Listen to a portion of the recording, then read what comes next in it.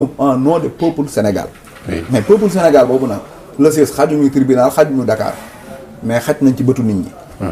xaj nañ Sénégal 7 xaj nañ Walfadjri xaj nañ feneen ak feneen ñëpp danañ yëg ne Sénégal ci boppam ñoo àndul ci yëfu tappale yii ñuy def di ko jagleel mbirum justice. waaw alors ci sortie démb bi dégg nañu benn discours boo xam ne lu ñu wax discours musclé la maanaam ak doole lañ ko waxee waaye gis nañu xeetu bras de fer boo xam ne am na ci aussi parce que Ousmane Sonko bi ñu koy dégg mu wax dafa sax dem ba interpeller Macky Sall ne ko manifestation bi ñu fas yéene def ñu autorisé ñàkk autorisé dinañ ko amal.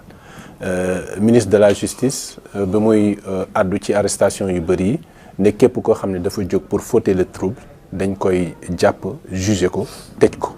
est-ce que ministre de la justice wala ministre de l'intérieur. ministre de la justice. Ismaïla Madior Fall. nekkul bras de fer boo xam ne peut-être mën na gën a attiser. situation bi ba tax pour issue de sortie am mën a jafe. waaw xam nga man damay wax ne.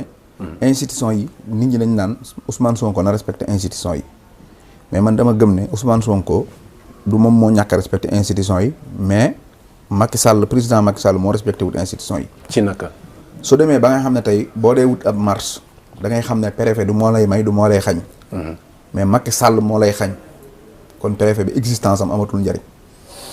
ci yan acte nga ko basé pour wax ne. li Ousmane Sonko mooy question bi nga laaj mooy Ousmane Sonko nee na Macky Sall moom la ñuy waxal parce que préfet yi ay al toppee rek lañ la wax xaw ma nu mu ko waxee baatu olof. mais wax na dëgg yow soo duggoon ci bëgg a def manifestation rek nga yëg ne amoo problème ak préfet amoo problème ak sous-préfet amoo problème ak gouverneur xam nga ko amul problème. Antoine Diome ak Macky Sall ñoom lay neex ñii mitin ñoom lay neex kii du mitin léegi préfet yi ay figurant lañ non seulement seen njàng mépp non seulement administration civile bi ñu jaar ak lépp administrateur civil bi ñu nekk ak lépp léegi ay figurant lañ amuñ. voilà amul benn préfet bu am fitu waa APR di mitin nga ne ko doo ko fi defee. amul benn préfet bu am fitu pourtant jot na fi am de ñu annoncé waxal benn manifestation boo xam ne dañ ko kenn autorisé ko. waxal benn. jeunes yi nga xam ne ñoo nekkee APR am na jamono boo xam ne. fan jot la woon nañ fi am na fenn fu ñu ko bëggoon def en tout cas. non mais yow bu ma c'est la un fait boo xam ne jot na loolu fi am amul. gis naa ko amul. Macky Sall moo mës a dem terrain Ndoyeen Mbàkke war faa def campagne électorale ma dikkee naa njëkk ko fa. campagne li ma lay wax électorale yàggul de. xoola dama ne la. dama lay wax lu gën a yomb Macky Sall ma dikkee naa di ko njëkk foofu. campagne électorale calendrier bi moom mooy gérer boppam. nekkatul loo xamante ne xam nga Ousmane Sonko xalaatoo mu nekk candidat dem Mbàkke ñu ne ko préfet bi neen doo fi mitini catastrophe loolu mënul nekk. loi bi dafa soppiku dafa leen tiim. loolu la ñuy jël ñoom toujours di ko tegaat suñu kanam. te loolu demeewul noonu ñun Touba lañ dëkk lépp dund nañ ko foofu. Macky Sall xam nga la moo lay wax ne dafay dooleel fitna. xam nga lan moo la koy wax mooy nitu violent la maanaam day dooleel violence laa koy wax xeex yu métti yi ak yu mel noonu daf koy dooleel xam nga lan nga koy xamee. Modou Gueye bi mu fal impôt et domaine mu remplacé Mame Boye Diao. ak Abdou Karim Sall mooy maire wu Mbao mais ñoom ñaar ñoo doon xeex méga meeting bi amoon terrain CFA meeting bi waa kër Amadou Bay doon def foofu terrain CFA ñoom ñaari politiciens yooyu bi ñu xeexee dañu xeex dimanche jeudi ñu nommé Modou Gueye jeudi ba ca topp ñu nommé Abdou Karim Sall ña fa nekkoon defuñu benn violence lan lañ jël yow nga yor sa parti politique ñu def meeting ñaari politiciens ñaari leaders yi yor seen i sées seen i mbokk seen i militants di dóorante ay yat ak i sées ci biir meeting bi. bi ñu paree même pas 15 jours ñoom ñaar ñëpp lañ fal. kooku léegi day dooleel violence biir parti wala da koy aaye. mooy bu ngeen xeexee ma fay leen. te li ma la wax nii ay fee la man du ma waxantul ay lii Modou Gueye fal nañ ko. demal xool conseil ministre Thiès lañ ko fale. d'accord demal jël meeting bi ñu def Kër Massar. bi ñu def Pikine ak conseil des ministres bi. jeudi bi dafa ñëw rek mu honoré ko ci xeex bi mu doon xeex. Abdou Karim Sall mi mu doon xeexal jeudi ba ca topp mu honoré ko moom tamit ci xeex bi mu doon xeex. léegi Macky Sall kon day mooy dooleel violence. d'accord alors ci biir violence boobu am na ñu bëri ñoo xam ne jamono ji gëm nañu ba tey ni dialogue mën na am xaw ma entre Yewwi Askan Wi lay doon ak Macky Sall wala leader opposition bi muy Ousmane Sonko ak Macky Sall est-ce que jàpp nga ne lu mën nekk la jamono ji. non dialogue moom man amuma ci kii li ma am daal mooy. réew mi bu fekkee am na ay kilifa diine war na am loo xam ne nii duñ ko seetaan. waaw bu fekkee am na ay kilifa diine war nañoo bañ a bàyyi Mame Mbaye Niang ay affaire de diffamation lu ma xamul ak fii ak élection yi ni mu toll ni mu xate candidat yi nekk fi ak candidat bu toll ne Ousmane Sonko nga bëgg di ko woo ci yoon ba noppi bëgg loolu mel ne maanaam Mandiogu Ndiaye wala benn Baye Mbaye wala benn waay rek nga woote ci yoon na dem jël benn saagam dem wuy ji ñëwaat loolu ku ko yaakaar yàq nga année électorale lañ toll politique bi tension yi day yéeg donc kilifa diine yi waroon nañoo interpeller Macky Sall ci boppam wala ñu interpeller Mame Mbaye Niang ci boppam waxtaan ak moom lii bu ko mënee teg ci suuf mu teg ko ci su ko tegul ci suuf tamit lu mu jaay dañ koy jënd woon parce que mënoo bàyyi ba ak élection yi di ñëw nga jël benn waaye naan ko da ngaa doon wax tudd nga sama tur rek yu ñàkk fayda ba pare bëgg nag nit ñi toog di la xool gisoo ne Ousmane Sonko ñaari at ci ginnaaw wala at ci ginnaaw da doon dugg ci dëkk bi du am problème mais jamono jii ñu toll depuis Mame Mbaye Niang pelante ko ak léegi nit ñi dañu fiir ci moom ba mayetuñ ko sax mu taxaw ci démb gis nga ko bi mu demee Dakar nit ñi ñëpp dañuy génn bu taxawoon sama buntu kër gi balaa 15 minutes waa koñ bi génn ñoom wër ko foofu la Ousmane Sonko toll te Mame Mbaye Niang moo ko fa toll c'est ça voilà d'accord alors ñu génn ci ponk boobu ñëw ci beneen actualité boo xam ne pratiquement entre démb ak tey la machine judiciaire bi daal di emballé wu ba ñu mujj ko vidé plus ou moins muy mbirum Hadjibou Soumaré mi nga xam ne balaa ñuy ñëw ci jugement bi ba contrôle judiciaire bi d'abord laaj yi mu samp ngir bëgg lu leer ci par exemple loo xam ne am na ko ci ay doute loolu itam ba tax ñu dugal plainte mbir mi dem ci yoon gis-gis bi nga ci am yaakaar woon nga ne jaroon na ko wala déet objectivement. waaw yow ak man. ak ñi ñuy seetaan ñëpp xam nañ ne lii jaru ko woon benn âge Hadjibou Soumaré 72 ans. ñaar Hadjibou Soumaré bi muy bind lettre am tuuma mi ngi fi laaj mi ngi fi mu bàyyi fi tuuma ñëw ci laaj sëriñ bi ndax yaa jël sama portable ak sëriñ bi yow yaa jël sama portable xam nga bokkuñu. bu dee yaa ko jël. su ma ne la woon yow sëñ bi ndax yaa jël sama portable ndax da nga noo lay oyof ci yow parce que baatu ndax boobu ci dugg. ndax waaye dolli na ci bu dee. dama ne. oui ndax yaa ko jël. wala sëñ bi de bu dee yaa jël sama portable jox ma ko. ba tey bu dee boobu rek day oyofal mbooleem mooy. mais su ma ne la woon Coulibaly yaa jël sama téléphone delloo ma sama téléphone boo moytul nga yóbbu ma police wala nga jóg mbëkk ma. parce que ndax boobu wala bu dee boobu dafa am lu muy signifié ñun ay moo lañ yor. dégg nga soo dajee woon ak nit mu ne la damaa am xew da ngay jàpp ne ngénte la am wala ceet. waaye soo dajee woon ak nit mu ne la damaa am xew da ngay jàpp ne dëj la am te pourtant même moo la xew rek nga wax mais da nga ko modi da nga ko répété. dédoublé oui. dama am xew wala yëg ngeen xew bi waaye yëg nga sama xew bi te pourtant même moo la ndax ak bu dee gis nga baat yooyu dafa am lu muy signifié ci li ñuy def. mais man Hadjibou Soumaré man damay jël contexte bi damay wax ne Sénégal du ma jël man nag maa ko def du ma jël li xew nii mais dama koy entrosser histoire Hadjibou Soumaré moom la Macky Sall remplacé woon ci poste premier ministre.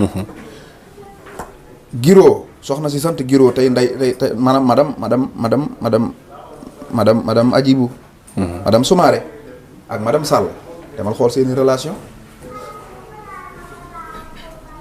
neexoowuñ. madame Sall ak madame Soumaré ay rival yu métti lañ loolu jeeg gi yëpp xam nañ ko. mais lu mu doon ci. waaw mais est-ce que. xam nga xel moom day xalaat. jabar daa jege borom. daa jege jëkkër ji. loolu ci yoonu justice. justice dama moom liggéeyam lay def man daal waaw xam nga wax naa njëkk naa laa wax li xew. bu fekkee Macky Sall nangu na toog bureau éviter ñoom rappeurs yi ñoom xomaan ñu ne ko président de la république bàyyil Karim Xurum Xaq. mu ne dinaa ko bàyyi. mais justice fu mu nekk fu justice bi nekk le fait que nit ki nangoo toog ak président de la république ne ko bàyyil diw. mais gannaaw jugement. président moom tamit nangu ne man dinaa ko bàyyi. ak gannaaw jugement am na prérogative def grâce. dama ne kenn jugé gul amul prérogative def grâce. liberté provisoire lañ doon ñaan kat ci Macky Sall yoonam nekku ci. waaw moo nga nopp sama doom dem di ko ñaani Macky Sall ñoo yam doon na sama kilifaay doom mais àggul ci man koo maye. liberté provisoire Macky Sall man moo yilif justice bi de mais àggul ci droit maye ko bu ko mënee rek mën naa maye sa doom yow. nga xëy suba ñu ne la Macky Sall maye na sa doom ji démb benn waay la ko may munu ko. faaw mu wax ak yow. fii loolu am na rek. maanaam Hadjibou Soumaré lii moo ko andi. mais man dafa am lu may wax rek mooy li amoon. Amadou Ba lañ tëj moom mi nekk premier ministre ak actuellement. nangu en tant que premier ministre ancien premier ministre ñu jël ko ci lu ñàkk fayda tëj ko dóor ko sous contrôle judiciaire tam nekk kilifa war a dox ay soxlaam. Amadou Ba waroon naa def lu ne démb ba Hadjibou Soumaré du fanaan foofu parce que mu honoré sax moom ndomba tànk bi mu takk. ah mais est-ce que par loo bi ñu nekkee war na bu fekkee Macky Sall dafa fàtte ne moom nekkoon na premier ministre. voilà bu ñu honoré wul at yi honoré wuñ xam nga Sénégal lu ñu war a xool mooy nit ku def 72 ans ci am réew. bi nga juddoo ak tey mu nekk 72 ans nga am benn nationalité réew moomu musuñ la àtte. musuñ la ramas musoo tooñ sa cas yi di seer leer nañ. nga garder ko ba mu am 70 ans waruñ ko taxal ci kasaw quoi. d'accord mais dafa 70 ans du caaxaan di sa waay. nit ñaa ngi fi doon violé wul nit ñaa ngi doon sàccut nit ñaa ngi jaay yàmbaa jaayut nit ñaa ngi tappalewul mi ngi ci li mu war a nekk ci li mu war a nekk ba toll ci l'âge de retraite. nekk ci boppam nga ñëw di ko tegalaat tey est-ce que Hadjibou Soumaré tey bu xëyee xam ne moom. sous contrôle judiciaire lañ ko nekk loolu mënu ko def ay traumatisme ci boppam parce que xamu ko nit loo dund juróom-ñaar fukki at miin nga ko. d'accord waroon nañ ko mën a jox honneur sax at yi. waroon ko jox honneur casier judiciaire am bi nga xam ne verse na ba jusqu'à la présent. waroon ko honoré ci ancien premier ministre de budget mois yooyu yëpp mu def ko. ba pare honoré ko sax nag tooñul ba noppi nag. dafa laajte rek dafa questionné rek.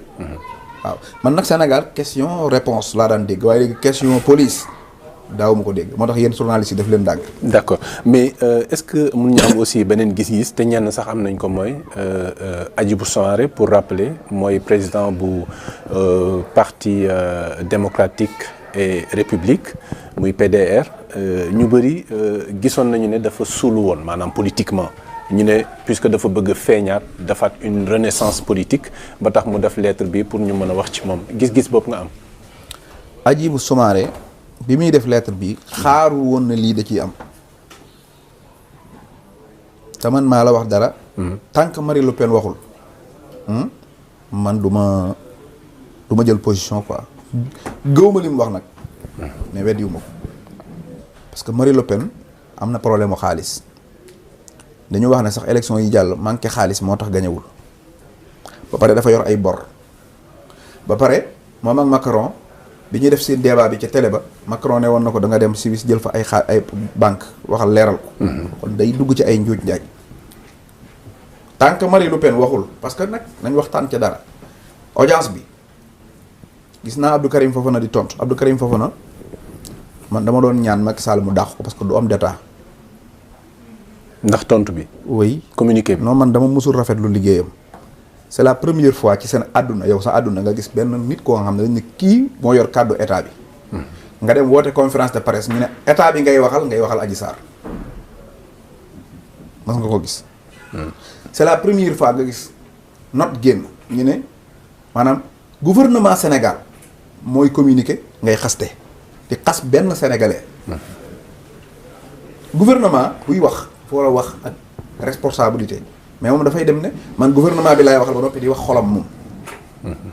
di wane ne Abdou Karim Fofana mooy wax te Fofana day sóob Ablaye Sow day sóob ñoom ñii di wax ay ñoom xaw ma Lat Diop dañuy sóob Marie Le Pen Macky Sall bi mu koy dalal ñoom yëguñ ko bi ñu njëkkee wax ne Marie Le Pen ak Macky Sall daje nañ waa APR yëpp dañoo mànkoo ne du dëgg. ñu dox tuuti. Marie kii boppam toog daal ne man gis naa Macky Sall xanaa loolu kenn du ko weddi. ñu nangu ah. suñu doxaatee njëkk-njëkk ne nangam amoon na ci audience bi audience boo xam ne APR yëpp dañ ne woon amul waaye la xew ci biir audience ba nañ xam ne ni leen audience bi réere noonu la leen la fa xew réere rek suñ doon nit ñu diiñ dëgg waruñ génn naan nangam xewu fa parce que ba muy xew yëgul luñ leen ko ñoom. moo tax état bi doon nañ fi jënd avion ni ko nëbb ku dem ba gëm ne mën ngaa jël avion nëbb ko ci Sénégal gii ba kenn du ko gis li ngay nëbb moom 12 millions d'euros ci gën a tuuti. d'accord mais nag àdduna mi ngi suñ kanam. da ci kanam rawali bët. waaw d'accord alors pour terminer ci fànn boobu placé nañ ko wax nga ko sànq placé nañ ko sous contrôle judiciaire ba inculpé ko sax ci diffusion de fausses nouvelles sànq wax nga ne gëmuloo ko waaye doo ko weddi itam. waaw question fausse nouvelle la xanaa kay waaye du diffusion kay. diffusion fausse nouvelle lañ wax de. man bu dee laaj